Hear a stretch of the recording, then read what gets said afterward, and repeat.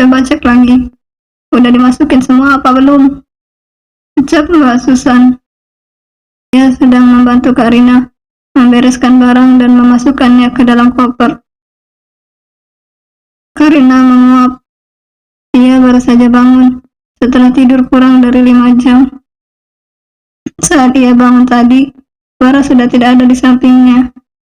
Pria itu sudah turun duluan karena ada tamu yang baru datang dari Australia. Karina jadi tak enak karena ia tidur terlalu nyenyak. Gak ada lagi sih Mbak. Terus kado-kado ini?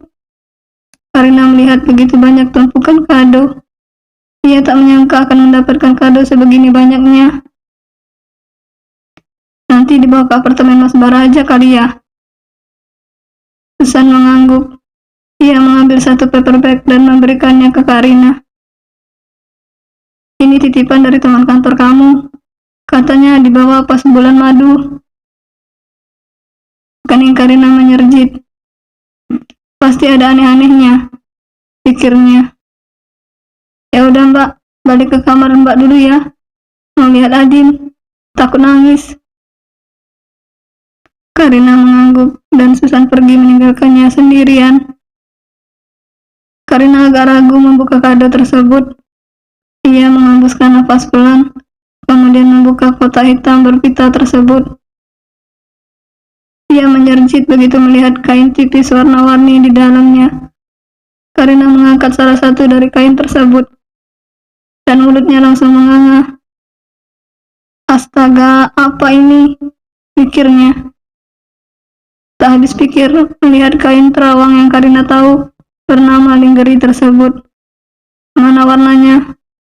Merah cabai pula. Karina mengecek isi kotak-kotak tersebut lagi. Dan masih ada 5 lagi yang seperti ini, dengan warna mencolok, namun berbeda bentuk. Terselip kartu ucapan di dalamnya. Selamat menempuh hidup baru, Karina. Ini hadiah dari kita semua. Jangan lupa dipakai ya. Dijamin Kak Bara makin cinta.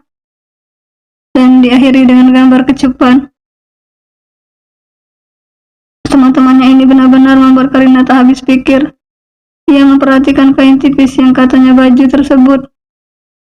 Cukupkah keberaniannya untuk memakai ini? Pintu terbuka, menampakkan Bara yang berjalan ke arahnya. Karina buru-buru memasukkan semuanya kembali ke dalam kotak dan menutupnya asal. Kening Bara mengerut begitu melihat Karina yang nampak panik. Ada apa?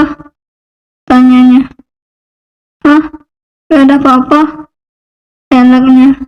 Namun Bara nampak tak percaya. Kamu nyembunyiin apa? Karina menggeser kotak tersebut ke belakang tubuhnya. Gak ada. Emang aku nyembunyiin apa?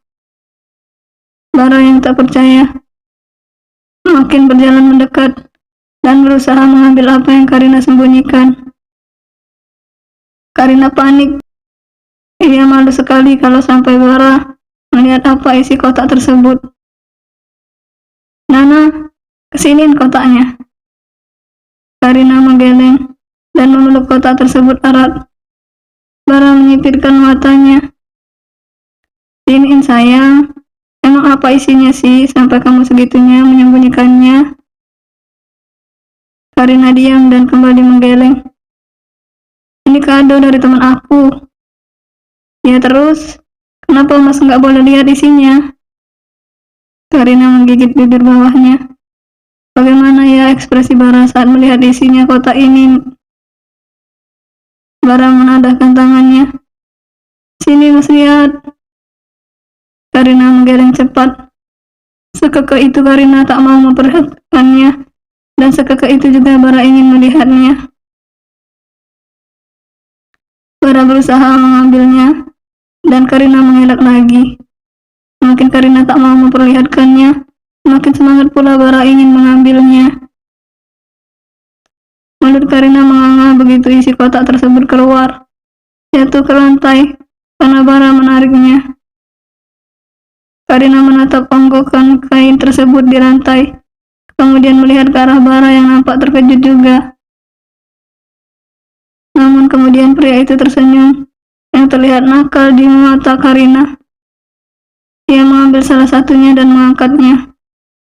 Mingeri berwarna merah cabai yang Karina pegang tadi. Yang ini bagus, cocok sama warna kulit kamu, ucapnya, membuat Karina makin menganga. Pas jadi gak sabar nunggu kamu memakainya, ucapnya lagi tersenyum penuh arti. Dan konyolnya Karina mengerti maksud dari senyuman Bara tersebut. Kamu kenapa sih Kar, kayak ngindarin suami kamu gitu?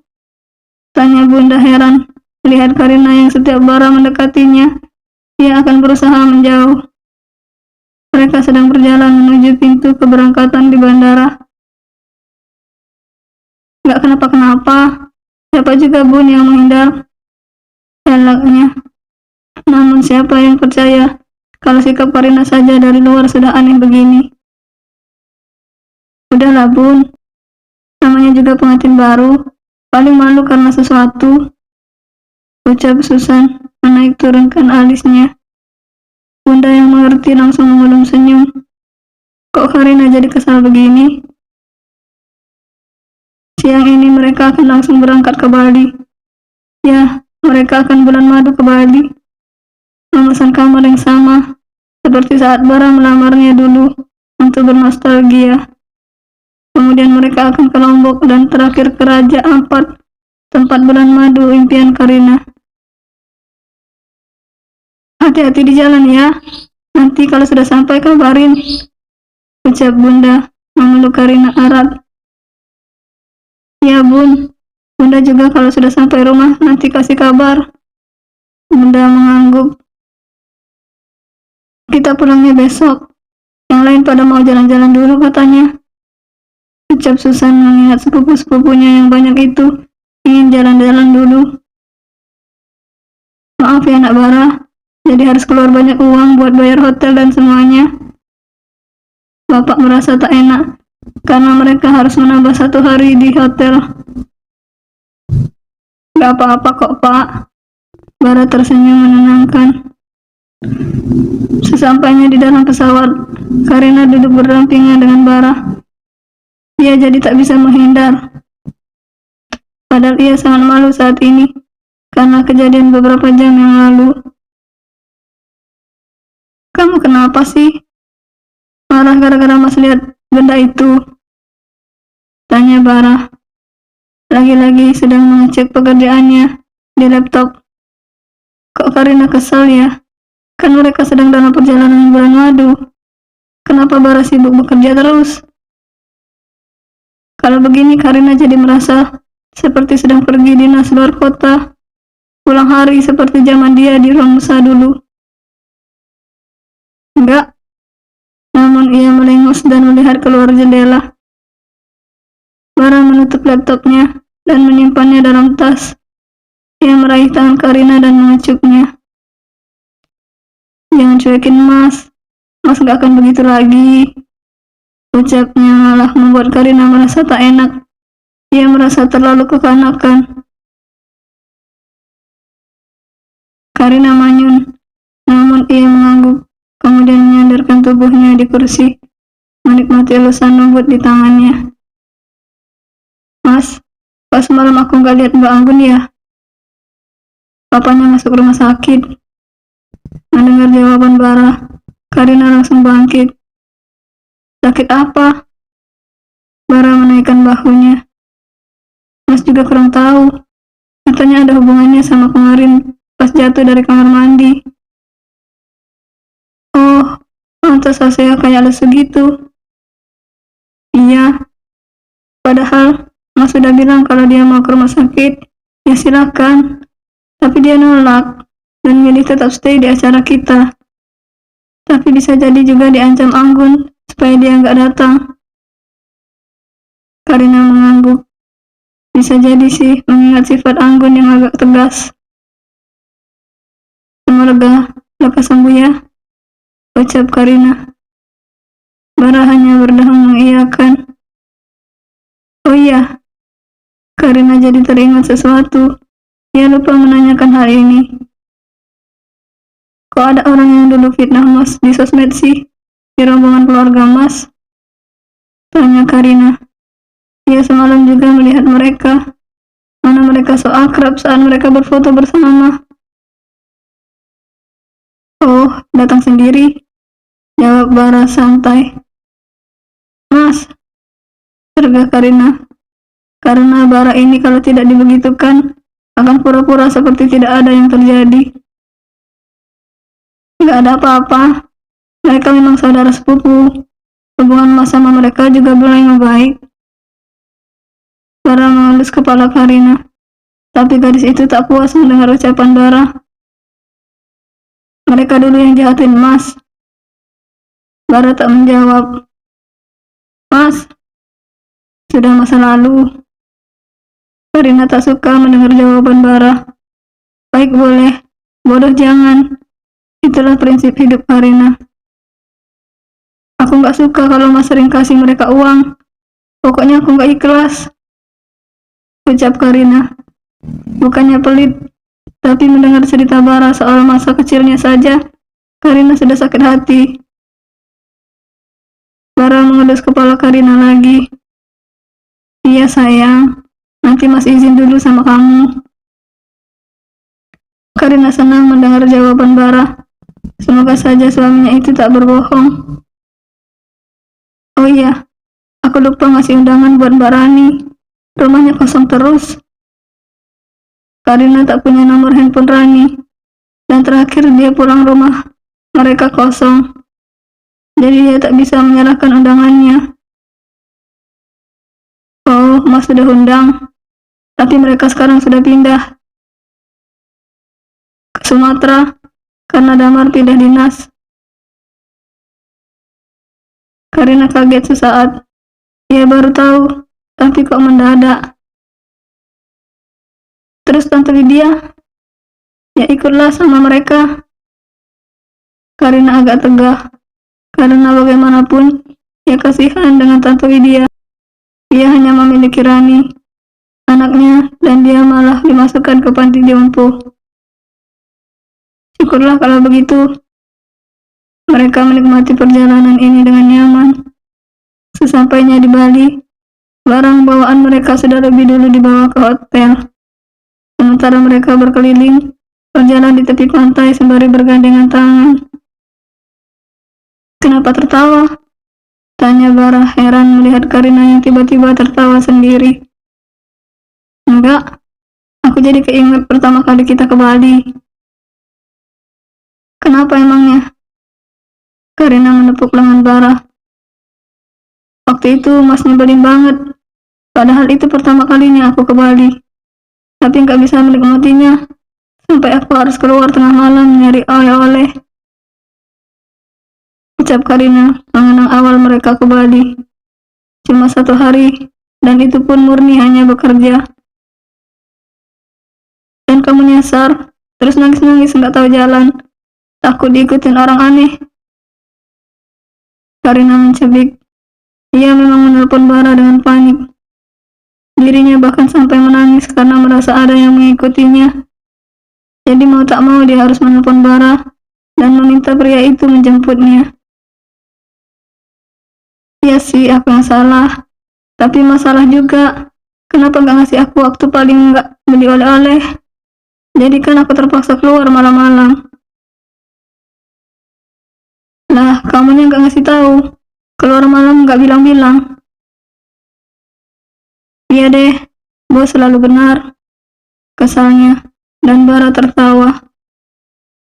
Tapi dari itu semua, Mas jadi tahu kalau kamu penakut dan parnoannya minta ampun. Karina mencebik. Tapi itu benar adanya. Ia agak takut di tempat asing. Dan juga kamu ingat, itu pertama kalinya kamu meluk Mas. Karina menggigit bibirnya. Ia malu bukan main saat itu. Saat Bara menemukannya, dia langsung memeluk pria itu dan menangis terseduh-seduh. Dan aku malunya sampai sekarang, ucapnya. Sekarang gak perlu malu. Kamu bisa meluk Mas kapan aja yang kamu mau.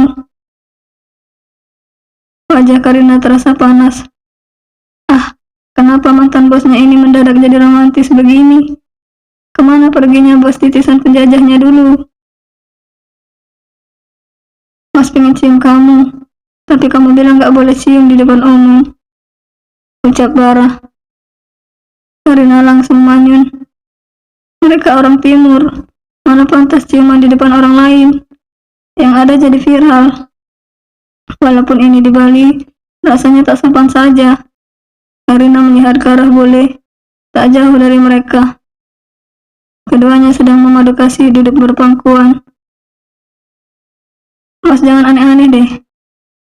Bara hanya tertawa, namun kemudian ia berbisik. Iya deh, mas sabar nunggu di kamar. Bisiknya membuat bulu kuduk Karina berdiri. Malamnya, mereka duduk berhadapan, menikmati makan malam romantis yang entah kapan Bara siapkan. Setelah lelah berkeliling ke banyak tempat, mereka kembali ke kamar.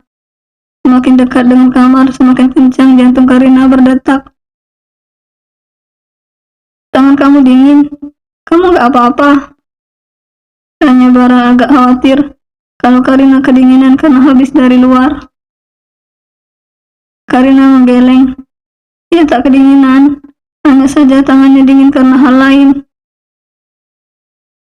Bara menggosokkan tangannya agar tangan Karina menjadi lebih hangat. Namun akibat hal itu Karina malah semakin deg-degan. Mas mandi duluan Gi, ucap Karina begitu mereka sampai ke kamar. Bara membuka mulut hendak mengatakan sesuatu, namun urung. Ia hanya menurut kemudian masuk ke kamar mandi. Karina berbaring di atas ranjang, menatap langit-langit. Kamar ini tak dihias ala kamar pengantin romantis, karena Karina merasa sayang kalau sampai banyak bunga terbuang hanya untuk ditaruh di atas tempat tidur. Jadilah buket mawar merah ditaruh dalam vas di beberapa tempat, sampai ruangan ini tercium aroma harum bunga mawar. Jantung Karina berdetak begitu cepat. Ia tak tahu apa yang harus dilakukan setelah ini. Membuka handphonenya, Karina berselancar mencari tahu apa yang harus ia lakukan. Namun begitu ia membaca beberapa artikel, ia malah merasa malu dan menutup handphonenya. Bara keluar dari kamar mandi, hanya memakai handuk kimono. Air dari rambutnya menetes, dan hal itu membuat Karina jengkel. Keringin rambutnya, nanti kena flu. Bara menyegar rambutnya. Nanti juga kering sendiri, ucapnya. Karina mengembuskan nafas kesal. Ya udah, terserah, katanya, dan masuk ke kamar mandi. Karina menyelesaikan ritual mandinya. Ia mencium keteknya, memeriksa kalau semua di badannya tidak ada yang berbau aneh. Jantungnya deg-degan. Ia sudah membaca beberapa artikel tadi, namun ia tak yakin apa bisa ia mempraktekannya. Perlahan ia membuka pintu. Bara sedang duduk di sofa. Kakinya selanjaran sembari memegang tab. Lagi-lagi Karina berdecak karena Bara mencuri waktu untuk bekerja. Bara menurunkan tabnya begitu melihat Karina keluar dari kamar mandi. Bara mengamitkan tangan agar Karina mendekat ke arahnya. Dengan pelan Karina berjalan mendekat. Semakin dekat dengan Bara, semakin kencang jantungnya berdebar. Ia sudah menebak apa yang akan terjadi setelah ini. Tapi tetap saja ia belum sesiap itu. Dirinya belum berpengalaman. Ia berdiri di depan Bara yang sudah merubah posisi duduknya. Bara berdiri dan menggenggam tangan Karina. Ia menatap Karina intens, membuat perempuan yang sudah menjadi istri sahnya itu salah tingkah. Boleh? Tanya Bara memegang dagu Karina. Gadis itu mengangguk pelan, dan tanpa menunggu lagi, Bara menciumnya. Karina terbuai akan ciuman itu. Tangannya melingkar ke leher Bara. Ia bahkan tak sadar kalau dirinya sudah berada di dalam gendongan bara. Pria itu berjalan menuju tempat tidur dan membaringkan Karina di atasnya. Mereka saling tatap dengan napas yang memburu. Bara mengelus pelan bibir Karina yang nampak bengkak. Kemudian ia mencium kening, pipi kanan dan kiri Karina. Baru kemudian melahap kembali bibir yang nampak merona tersebut. Jantung Karina merasa seperti akan meledak. Ia merasa tegang saat ciuman bara turun ke lehernya. Pria yang sudah sah menjadi suaminya itu menarik tali kimono yang Karina pakai dan kembali menatap wajah Karina dan menciumnya penuh cinta. Bersambung.